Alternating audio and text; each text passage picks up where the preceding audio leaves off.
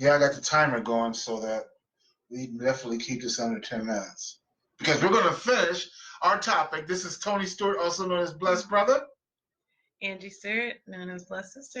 And we're going to finish our topic of 32 things you should be grateful for right now. Excellent. We got this information from where? Google. Google. Okay. All right. Cool. Right. So let's go. I'm not sure where we left off, but take us from there. I mean, did you want me to be more specific? Sure. Life hack. Life hack. Mm-hmm. All right. Cool. All right. Shoot. All right. Number 17 in our countdown is your disappointments. Your disappointments. Napoleon Hill says, within each adversity is the seed of a greater benefit. Mm-hmm. So you can definitely, if you're willing to look for it, look for the greater benefit in your disappointments. Kind of looks like I'm hitting you, though. Oh, stop. I was trying to show my muscle. Oh, is that what you're doing? I know what that was. Like it makes you stronger, right? That's true. When you go through things like disappointments, somebody disappointing you, hurting your feelings, whatever, you grow from it. Next. Your happiness. Your happiness. How would you expound on that? Well, it could be misunderstood or a misquoted commodity because to be loved is to be happy, but remember, happiness is a feeling, and it can change.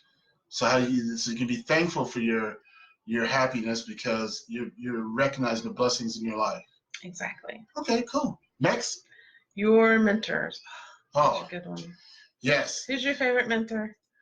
Oh my goodness, I have so many these days. I've worked to identify a mentor in every area of my life. And that's really what I encourage you to do as well. Because just because a person is a mentor in one area doesn't mean that they necessarily should be your mentor and role model in another. So find in each area of your life that you want to improve on, someone that you identify as a mentor that you can really drill down into and learn from. I spoke about this in previous videos. Mm-hmm. Be focused on what they can give you. Right. And yes, be very thankful for them. Absolutely. Have that gratitude. Next. Your life lessons. Okay. Well, I mean, here you want to learn from your experiences, right? You want to learn from those things. You know, you can look at everything that happens to you as feedback, not attaching any type of emotion to it, but realizing that in every experience that you have, there's a lesson that you can learn that will help you grow. And they'll fall into one or two categories. It could be something that goes well that you want to make sure you replicate in the future. Or it could be something that provides you with some wisdom of what you don't want to do again. But be thankful for those life lessons because those life lessons lead to wisdom. That's right. All right. Next is number 13, your mistakes. Your mistakes. Well, we just kind of talked about that. Mm-hmm. Learning from the things that didn't go well. So next. 12 is your tears. Learning from your tears. The things that touch you can really be a indicator to you that those things that you are meant for.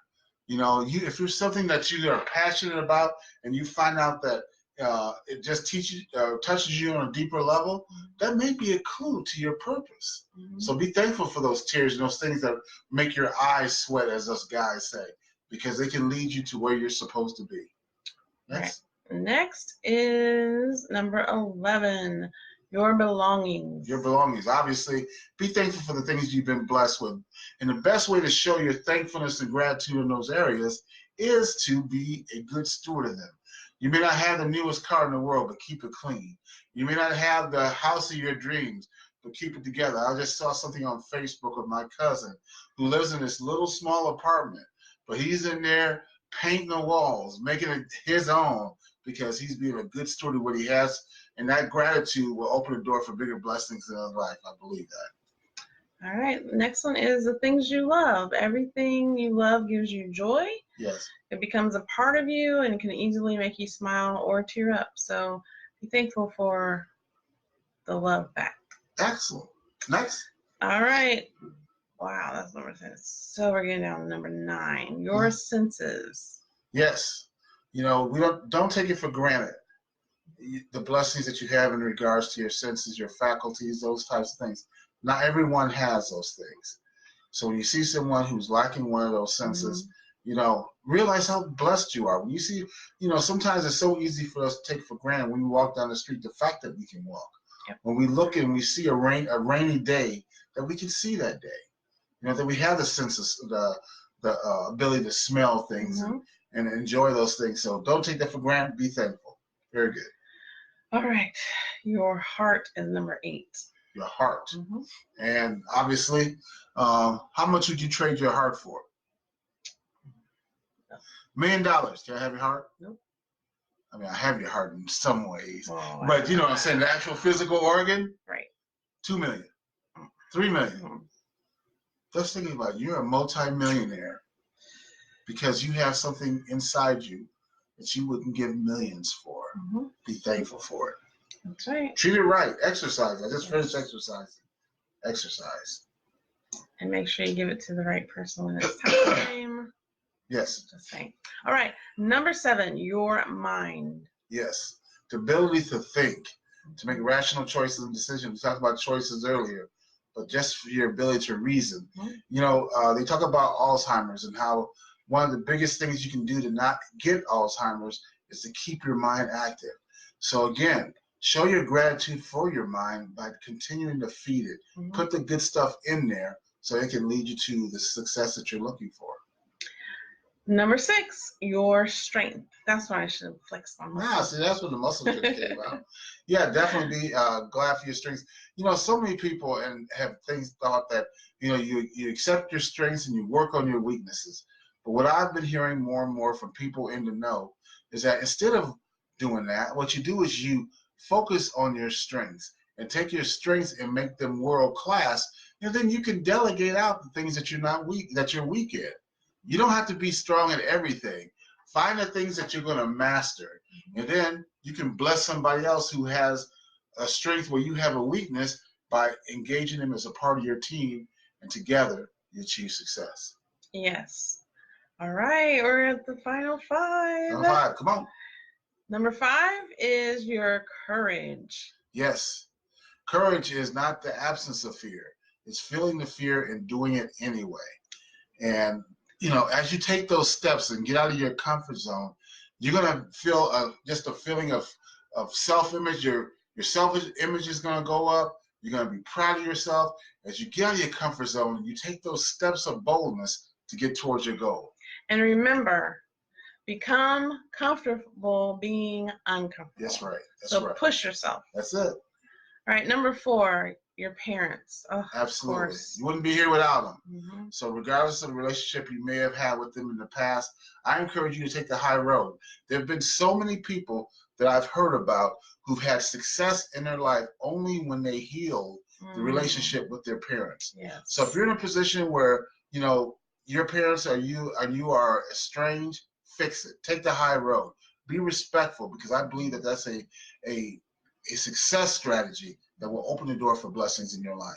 And many times they are your biggest fan. Yes.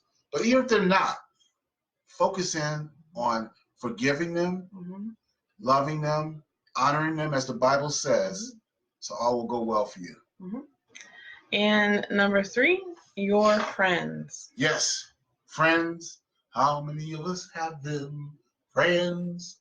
Or people, let me tell you about my best friend. You gotta love friends. So family you don't get to pick necessarily, but you can pick your friends. You can pick your friends. You can pick that's a whole different topic. You can pick your friends as well. Number 2. Yes, number 2. Your situation. So whatever state you find yourself in, be thankful. Remember, Paul talked about that, and he talked about how whatever state I am in, I am content. Yeah. So be thankful and grateful for the situation that you're in, because it could be different and it could not be as good as it is. Jim Rohn, business philosopher, one of my mentors, speaking of which, he always said that you can't control the wind, but you can control the set of the sail. That's being thankful for your situation and learning how to operate within it, be it something that's optimal or something that has room for improvement. Next. Drum roll, please. That's my category. That's my department. Your life. your life. Yes. You are here. You're alive. And you are here for a mission. You're here for a purpose. You would not be here if there wasn't a purpose for your life. So I encourage you to be intentional about learning about the purpose that God has for your life. Yes. Because you are unique. You are the son or daughter of a king, and you have unique skills and abilities that allow you to be someone who can impact the world in a powerful way. So be thankful for that life. That's right. There are many people who would love to have one more day, and you got it. So carpe diem, seize the day. And this video is brought to you by... I want to say, and live your best life. Live your best life. That's right. Now, this video was taught to you, before I forget, BlessedBrother.com. BlessedBrother.com. Check us out there. And I think that's it for today. So I think we got it under 10 minutes. Have a blessed day, and we'll talk to you tomorrow. See ya.